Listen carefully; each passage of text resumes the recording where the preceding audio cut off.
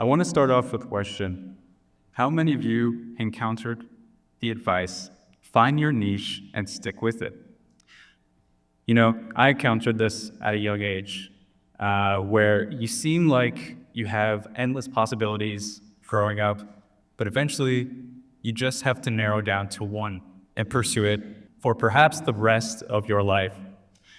This narrative of early specialization or having a single call to action from a young age is so pervasive that we often miss an important truth. The most innovative solutions don't come from specialists or experts working alone in isolation, but rather alongside connectors, people who understand one discipline thoroughly, but explore and broaden their horizons to others. These two mindsets, working in tandem, are essential for innovation and progress. Now, I'm not advocating being a jack of all trades, master of none, with shallow knowledge in many different things, but instead, it's about going deep and going wide at the same time to be able to make connections and foster conversations in between these experts or specialists. Now, don't get me wrong, we need our heart surgeons who have perfected their craft, engineers who understand every aspect of bridge safety, and scientists pushing the boundaries of their fields. But in order for experts from multiple different domains to work together, they need these connectors. Let me take you back to my senior year of high school. I did something that confused a lot of people around me at the time. Instead of choosing just one, I chose to explore 3 different areas in high school: fine art, painting, sculpture, and photography, all at the collegiate level, all simultaneously. And this confused my teachers and my friends, with my teachers asking me, "Are you spreading yourself a bit too thin?" And my friends wondering, "Why don't you just choose one? We're about to go to college. You should really make this count." But all I knew is that I was deeply curious, and I wanted to explore in that risk-free environment while I could. Now, at the time, I didn't quite realize it, but I wasn't just picking up these separate skills. I was learning how to think across disciplines, using all these tools in my toolbox together for a common goal. Little did I know, that would reshape my entire thought process when I came across an unexpected challenge later that year.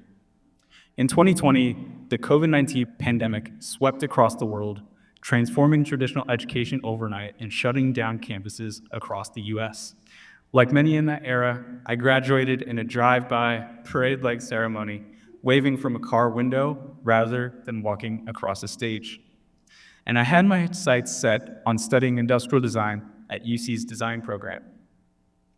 I was eager to strike a balance between art and social impact, but when the decisions came out, I got the thin envelope rejection.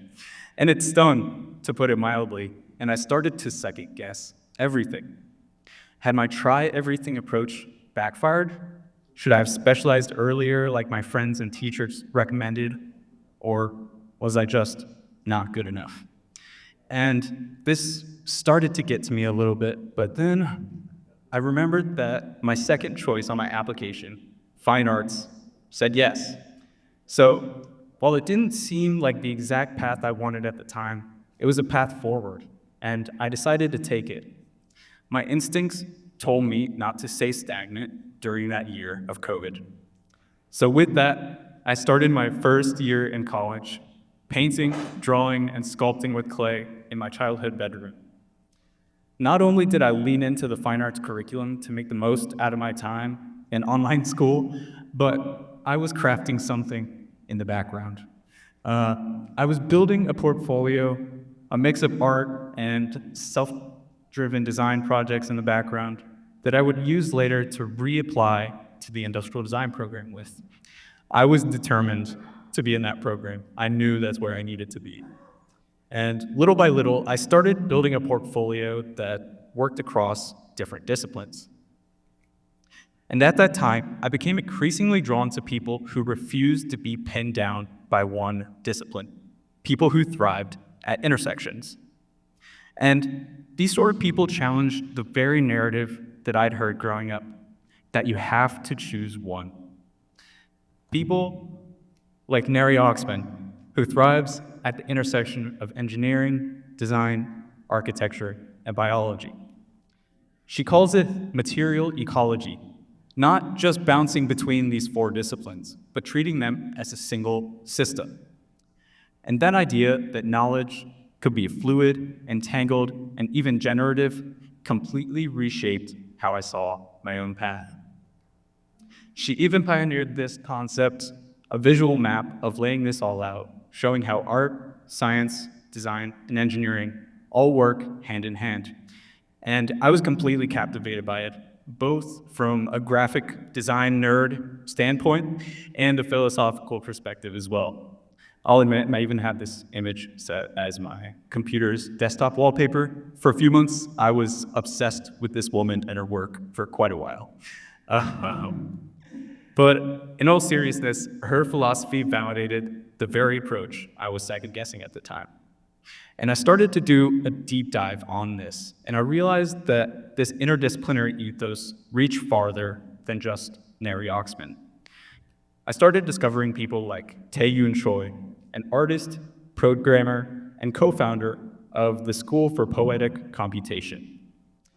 He combines code, accessibility advocacy, and storytelling to show people that coding can be both a technical tool and a deeply human medium for change. Or the late Virgil Abloh, a trained civil engineer and architect. Virgil actually became the first Black creative director of Louis Vuitton in 2018, and his interdisciplinary reach went far beyond just fashion, reaching into furniture design, art, music, and culture, and eventually collaborated with brands like Nike and IKEA.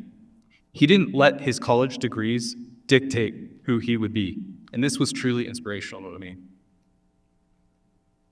And then I started to think about, with all these interdisciplinary influences in my back pocket, how could I combine my inspirations, my ideas, in a more tangible and deliberate way? And little by little, like I mentioned, I started to reach across disciplines to build that new portfolio to reapply to industrial design with. And a few anxious weeks after submitting my application, I heard back. I was in. I have gotten it on my second try. All right. But a year and a half into my new major, I realized that I was not done searching for more. I was trying to connect design with other fields, even a year and a half in. And funnily enough, I ended up taking a step back and pursuing a fine arts minor alongside my design major, sort of trying to explore the analytical, problem-solving side of design with the expressive, human-centric side of art.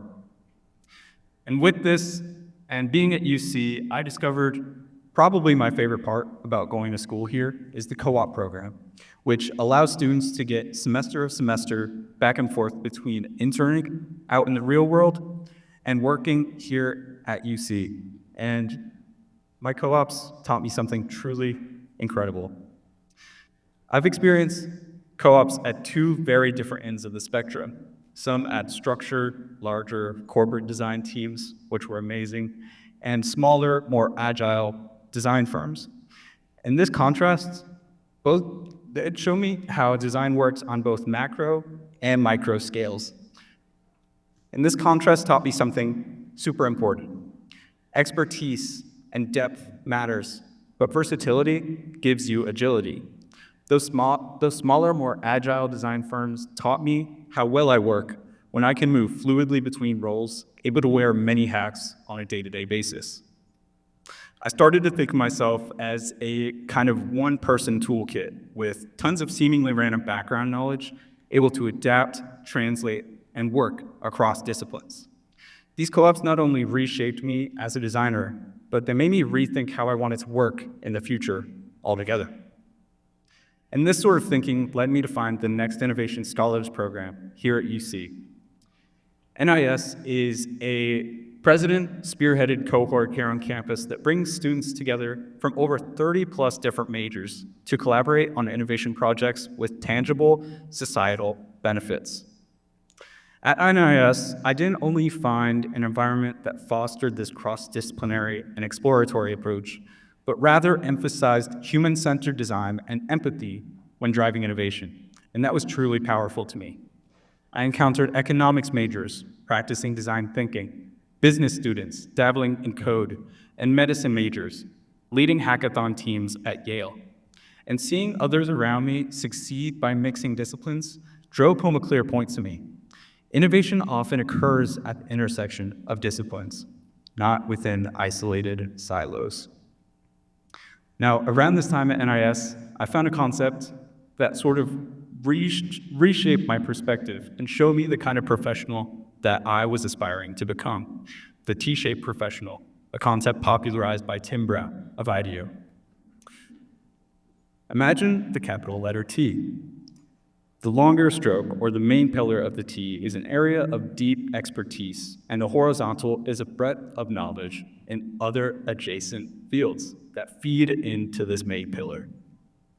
Now, the goal of being a T-shaped individual is not to be a jack of all trades, a master of none, but rather someone that can understand fully their area of work, but also translate and see connections others might miss.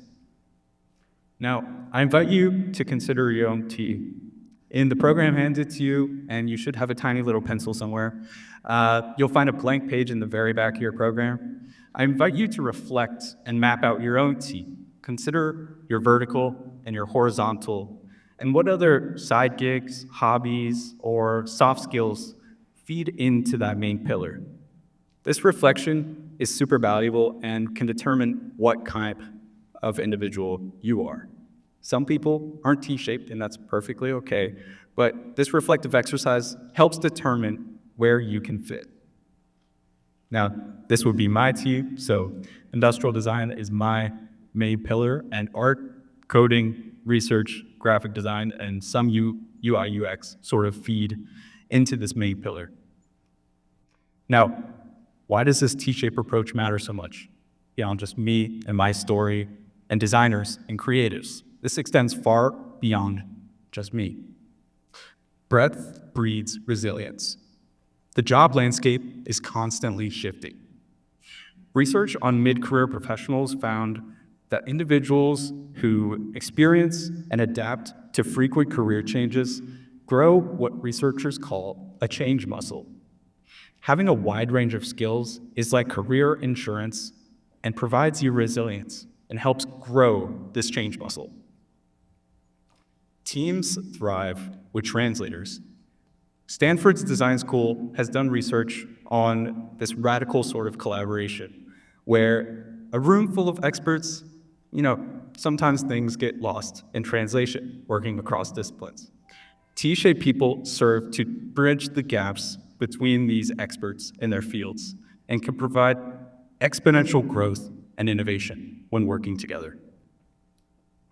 Now, this isn't about incremental growth in your little corner. It's about multiplying our potential when we combine depth and breadth and connect your corner with everyone else's. And I understand that this T-shaped approach, this mindset, isn't for everyone. Some people are specialists at heart, experts in their field even, and we need them. But for those of you wired to explore, to ask what if, to consider possibilities beyond where you're at just now, keep going.